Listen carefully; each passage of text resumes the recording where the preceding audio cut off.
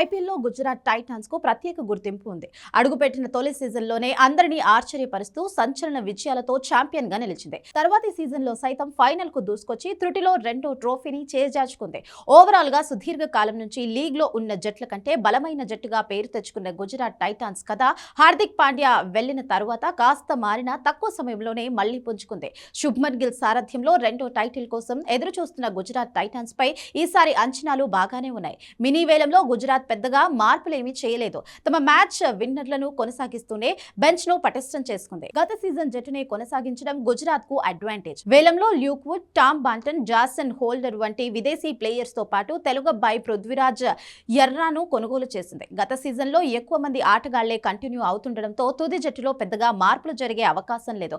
Gujarat batting విభాగంలో Gill, Sai Sudarshan, Buttler అత్యంత కీలకం. ఈ జట్టు భారీ స్కోర్ కు ఈ ముగ్గురే కారణం.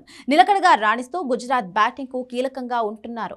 మంచి ఆరంభాలను ఇవ్వగలిగే సత్తా ఉన్న బ్యాటర్లు వీళ్లు. గత సీజన్లో సాయి సుదర్శన్ దుమ్మురేపాడు. 150కి పైగా స్ట్రైక్ రేట్ తో ఏకంగా 759 పరుగులు చేసిన సాయి ఆరెంజ్ క్యాప్ విజేతగా నిలిచాడు. అలాగే గిల్ 650, బట్లర్ 538 పరుగులు చేశాడు. ఈ త్రయం చెలరేగితే గుజరాత్ కు తిరుగుండదు. అటు బౌలింగ్ లో రబాడా, ప్రసిద్ధ కృష్ణలతో పాటు హైదరాబాదీ పేసర్ మహ్మద్ సిరాజ్ గుజరాత్ కు కీలకంగా చెప్పొచ్చు. రబాడా పూర్తి స్థాయిలో చెలరేగితే మాత్రం ప్రత్యర్థి బ్యాటర్లకు ఇబ్బందులు తప్పవు. అలాగే ప్రసిద్ధి కృష్ణ గత సీజన్లో 25 వికెట్లు తీశాడు. సిరాజ్ కూడా సత్తా చాటితే ప్రత్యర్థి జట్లను కట్టడి చేయొచ్చు.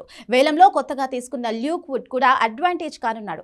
మరోవైపు స్పిన్ విభాగంలో స్టార్ స్పిన్నర్ రషీద్ ఖాన్ తో పాటు సాయి కిషోర్లపై అంచనాలు బాగున్నాయి. అయితే గత సీజన్లో రషీద్ ఖాన్ పెద్దగా ప్రభావం చూపలేకపోవడం గుజరాత్ అవకాశాలను దెబ్బతీసింది. దీంతో ఈసారి రషీద్ తన మ్యాజిక్ చూపిస్తాడని ఆశలు పెట్టుకుంది. ఇదిలా ఉంటే మిడిల్ ఆర్డర్ నిలకడలేవి గుజరాత్ టైటాన్స్ కు సమస్యగా మారింది. టాప్ ఆర్డర్ రాణిస్తున్న మిడిల్ ఆర్డర్ లో నమ్మకం పెట్టుకునే బ్యాటర్లు లేకపోవడంతో భారీ స్కోర్లు సాధించడం కష్టమే. ఈసారి గ్లెన్ ఫిలిప్స్, బాంటన్ వంటి వారిని మిడిల్ ఆర్డర్ లో ప్రయత్నించే అవకాశాలున్నాయి. అలాగే ఫినిషర్ రోల్ ను తెవాటియా అనుకున్న స్థాయిలో పోషించలేకపోతుండడం కూడా సమస్యగా మారింది. హోల్డర్ ను తీసుకున్నప్పటికీ తుది జట్టులో అతన్ని తీసుకోవడం సవాలే. మొత్తం మీద టైటిల్ ఫేవరెట్లలో ఒకటిగా పేరున్న గుజరాత్ టైటాన్స్ అంచనాలకు తగ్గట్టుగా రాణిస్తే మాత్రం రెండో టైటిల్ గెలవచ్చు.